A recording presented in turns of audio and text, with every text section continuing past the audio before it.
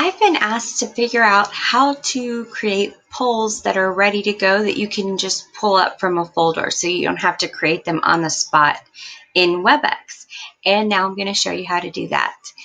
On my screen here, I have the Cisco WebEx Meetings desktop, and I'm just going to click Start a Meeting. You can start a meeting however you normally would start your meeting.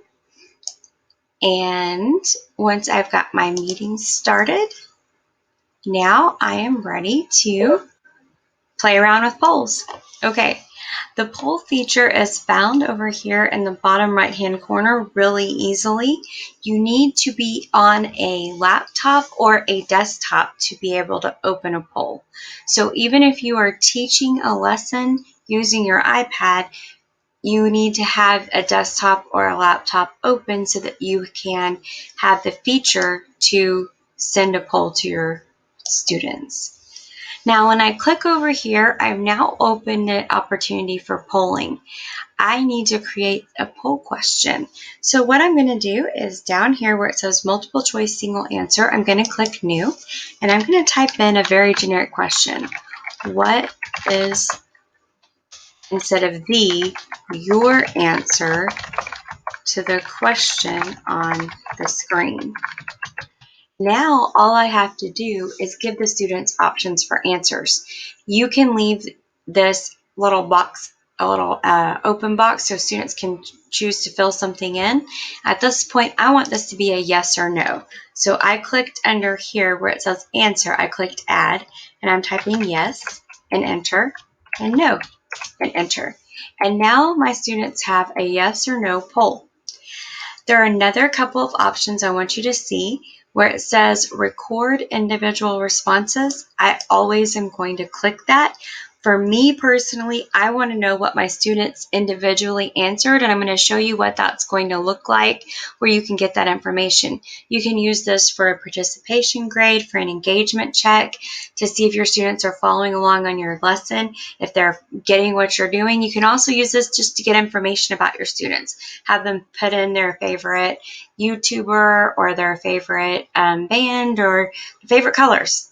All right, so now I've got the yes or no question set up, and I want to make sure you see here the options section. You can change this time to whatever you want. I want the time displayed, so I would always keep this checked, but you can choose to adjust this accordingly to your preferences. And now I want to save this. Up here, right next to the file folder, there's a box with an arrow pointing down. If you have over that, it says save. When I click on that, now I can save this poll somewhere. And wherever you save it is totally up to you. I prefer to save it to my desktop so it's super easy to find. And I want to create a folder where I can find that. So where it says, I clicked over here on the left where it says desktop, then I'm going to just drag my mouse over to where it has this little folder with a little sparkly thing on it on the corner. That means it's a new folder. And I'm going to title that new folder Polls.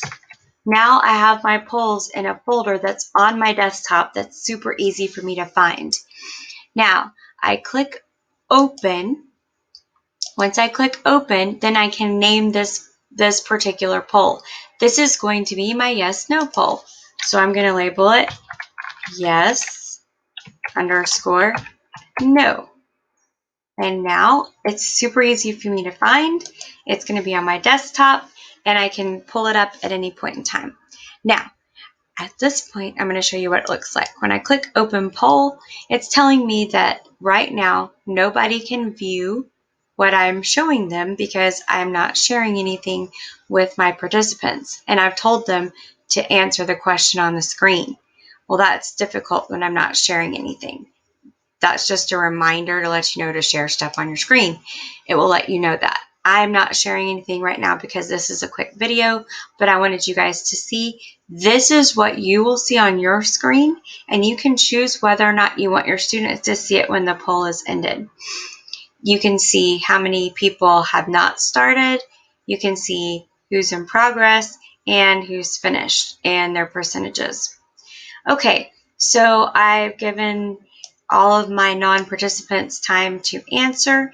And this point I can choose if I want to share poll results. That's this information up here with a bar graph will come across here so they can see how many. And then individual results. This is my favorite part, this blue, because this allows me to see specifically what the students individually answered, and I can come back and use this information. When I click apply on my screen, this is what shows up. I now see this information. It gives me when the poll happened. It also gives me the date, time. It tells me the percentage as a class. And then underneath here, it'll have attendees, and you will be able to see all of your students here, and you will be able to see this information. Now, it automatically went to sharing my screen. I can stop sharing my screen by clicking right here, stop sharing.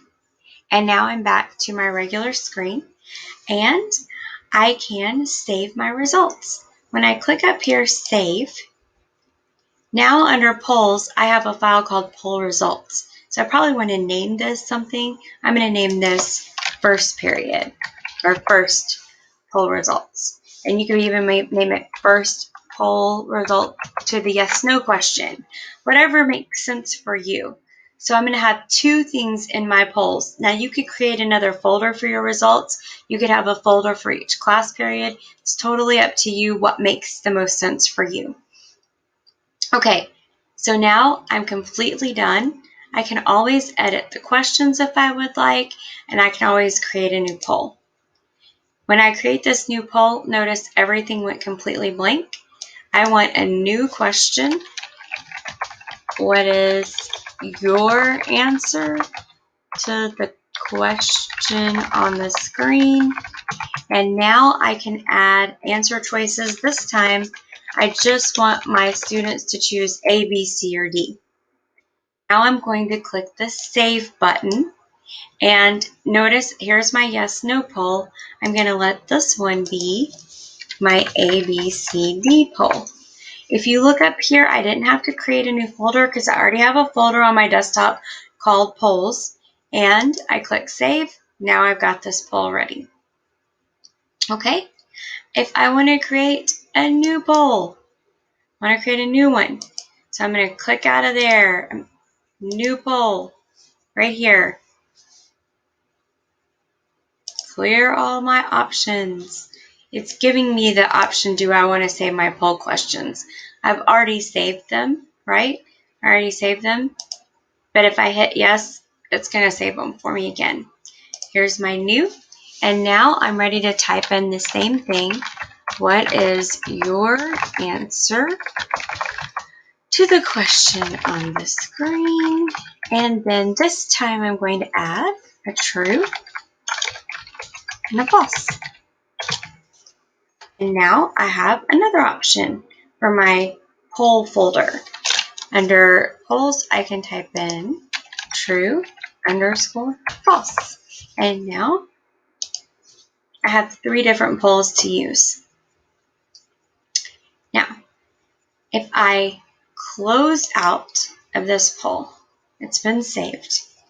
And let's say I'm in another class period now, and I want to find my poll. I have 2 ways of doing it. I can go to the upper left-hand corner where it says File, and it says Open Poll Questions. I can click there, and it immediately goes to the polls folder that I saved on my desktop earlier. And I can choose if I want to open an ABC, a true false, or a yes/no poll. The other option is I could have used down here and clicked on that and clicked on polling and done the same thing from this folder.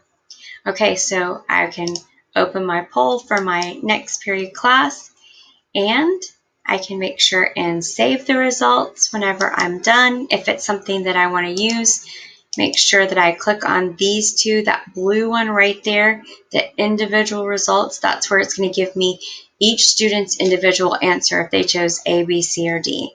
I can click apply.